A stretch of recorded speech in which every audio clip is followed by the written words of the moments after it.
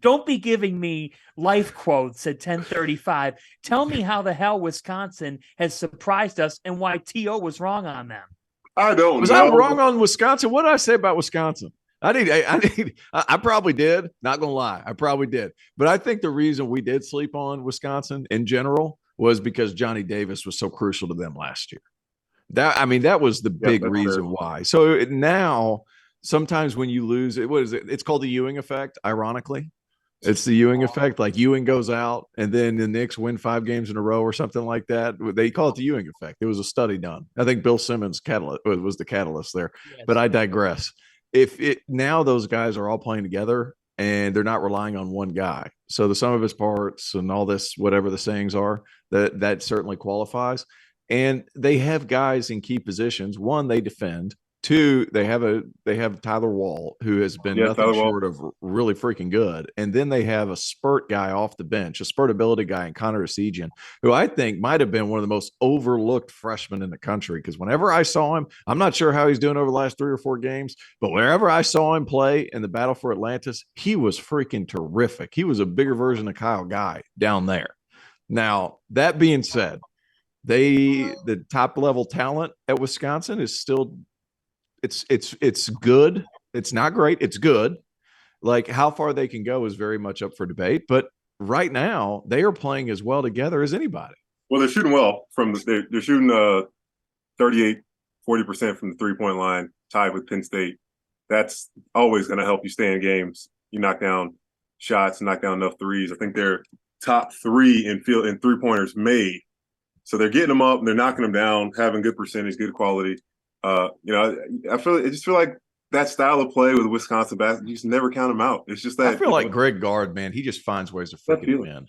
He just finds ways to win. Like they're 6th in Kim Palm offensive efficiency. They're 5th in defensive efficiency. Like just on a game-to-game basis, that sucker finds a way to get Wisconsin to be in the right position just to win a game. Well, he's unbelievable. And player development. Absolutely true. Absolutely true. But at the same time, player development, like you can only go so far. Like you got to put those guys in the right spots. Well, and you got to put guys in the right spots. And you also have to be in a position where, because you have evolved your veteran core and your veteran core is steady, like Tyler Wall's really steady to me. Mm-hmm. Chucky Hepburn is older than even his classification.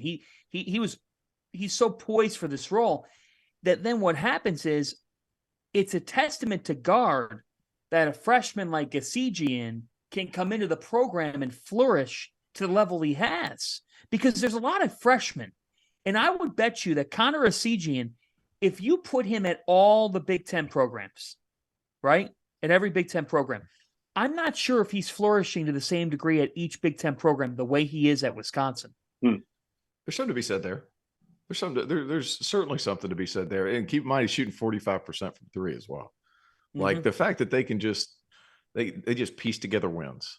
There's no other way to say that. They just piece together wins. And that's what a good basketball team does. That's not what an ACC team does, but that's what a good basketball team does right there. Big Ten. What's that? Big Ten point. Team? What's that?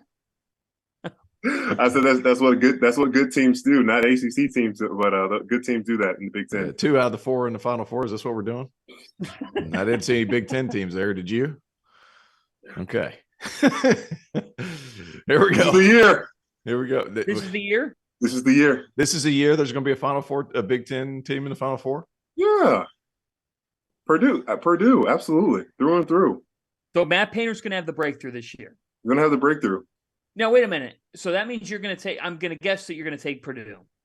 No, Purdue, to win it all? No, I'm not saying that. No, I'm saying to win the Big Ten championship. Yeah, I'm taking them to win it all. Purdue versus the field, T.O., in the Big Ten title race. I picked Purdue last year, and Prom really got on me, and I think Purdue ended up winning it. Didn't they? They won it last year. Purdue is -110 at Bet Rivers. Okay. Illinois is +600. Indiana's +700. Wisconsin's +1,000. That might be a good bet, guys. Wisconsin might be a good bet. There. Yeah. Man, thank you, Trevor. Thank you, Trevor. Wisconsin is appetizing. I can hear Greg Waddell's footsteps heading to the window. taking that money that he won today on Michigan and just parlaying it into the Badgers. Is Ohio State? What is Ohio State stuff? They're not. They got to be right there, right? But it's beyond 1,000. Wow. And they're kind of. I mean, I'll tell you what. This was supposed to be a rebuilding year for them. I mean, it was. They were supposed to be a team that would take a lot of time to figure it out. They're 5th at 1,400. I'll tell you what, folks. I'll tell you what. We're not going to sit here and be blamed if you end up losing money, but we're also not going to give you. We're going to try to give you good advice. The fact that Wisconsin, because I give Wisconsin and Ohio State a better shot than I even give Indiana or Illinois right now. Like Illinois still could do it, but they got locker room issues to figure out. And I never like that because that means night to night you don't know. Exactly. Yep. All right, let's transition here. We've spent 41 minutes on Big Ten basketball. So entirely too much. Stop it. I'm just kidding.